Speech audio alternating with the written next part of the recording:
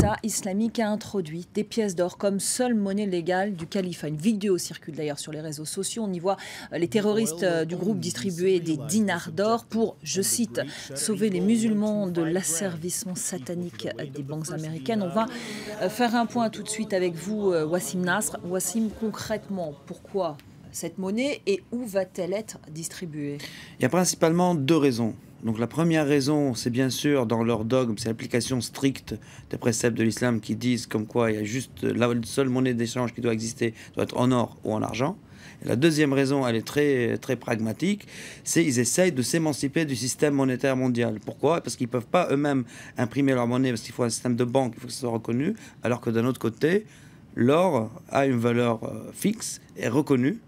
Et donc, tout le monde va accepter de dealer avec eux en or, en argent ou en fils. Et surtout aussi, il y a un troisième volet qui est tout aussi important, qui est symbolique, c'est une prérogative régalienne. Frapper sa monnaie, c'est une prérogative régalienne.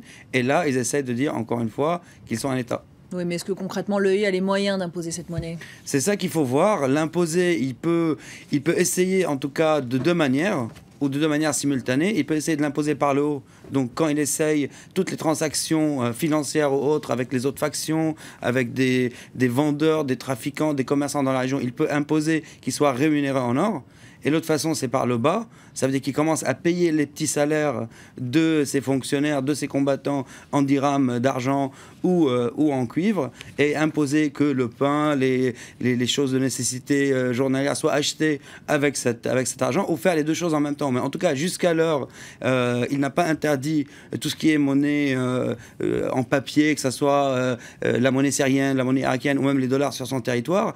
Et pour le moment, il n'a pas commencé une distribution massive de cet argent. Donc jusqu'à là, on ne sait pas encore comment ça va s'articuler dans le temps, mais en tout cas, il a frappé sa monnaie, et il y a une grande symbolique là-dedans, et donc c'est toujours dans la propagande, toujours dans essayer de prouver qu'il est un État, d'essayer de faire les choses autrement, de trouver des solutions religieuses ou islamiques à des problèmes très concrets que les gens rencontrent là-bas tous les jours, mais on va voir si ça va marcher ou pas.